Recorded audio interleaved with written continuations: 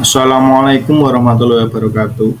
Perkenalkan, kami dari kelompok 3 akan mempresentasikan hasil diskusi kami pada ruang kolaborasi topik 6, mata kuliah perancangan dan pengembangan kurikulum.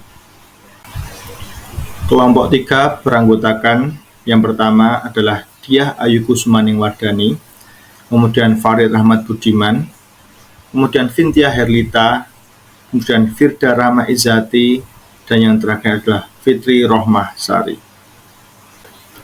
Kemudian ini adalah contoh screenshot dari tindakan-tindakan guru dan kegiatan peserta didik dalam pembelajaran.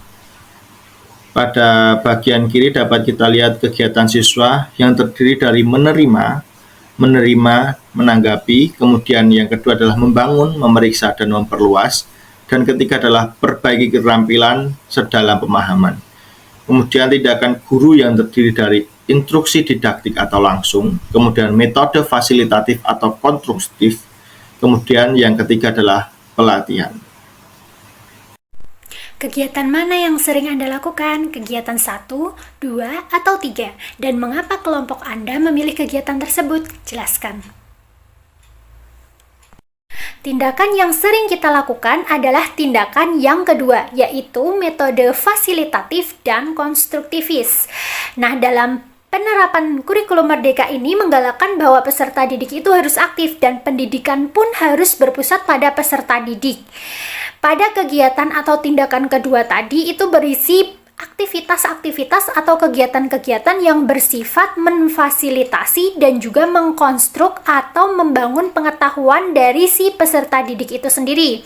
Nah, kegiatan konstruktivis ini termasuk kegiatan yang berpusat pada peserta didik, di mana di sini itu guru harus memfasilitasi dan membimbing peserta didik dalam kegiatan pembelajaran agar mereka itu dapat menemukan dan membangun pengetahuan mereka sendiri berdasarkan pengalaman yang mereka alami dalam pembelajaran tersebut.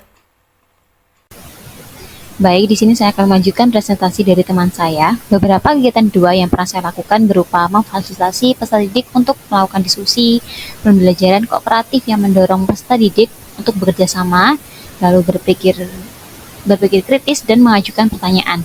Lalu selanjutnya representasi grafis seperti membuat poster atau peta konsep. Lalu pembelajaran berbasis masalah, simulasi, dan penulisan hasil pengamatan atau percobaan. Lalu daripada melakukan pengajaran langsung, kegiatan-kegiatan fasilitator tersebut dimaksudkan untuk peserta didik itu bisa aktif dalam pembelajaran serta dapat mencapai pemahaman sesuai tujuan pembelajaran yang diharapkan. Lalu kemudian pembelajaran lebih bermakna karena peserta didik dapat membangun pengetahuannya sendiri melalui pengalaman yang diperolehnya. Pertanyaan yang selanjutnya yaitu mengenai kegiatan mana yang menurut Anda cocok dan sesuai untuk peserta didik kekinian. Jelaskan. Berdasarkan hasil diskusi kelompok kami, kegiatan yang cocok dan sesuai untuk peserta didik kekinian yaitu pada ilustrasi yang nomor 2, yang mana dengan membangun, memeriksa, dan juga memperluas. Dengan demikian, peserta didik akan banyak belajar untuk dapat menemukan serta membangun pengetahuan dengan sendirinya. Sehingga diharapkan pembelajaran akan jauh lebih bermakna.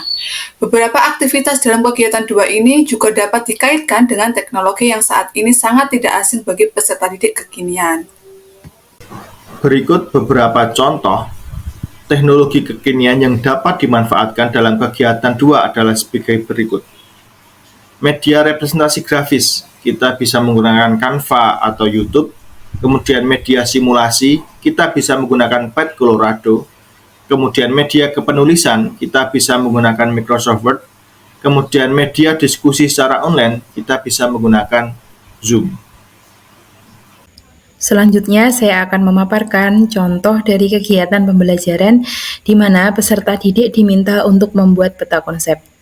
Peserta didik dapat memilih Canva sebagai media, kemudian kegiatan-kegiatan diskusi hingga penentuan poin materi, hingga terciptanya peta konsep membuat peserta didik akan lebih banyak dalam berkomunikasi atau diskusi.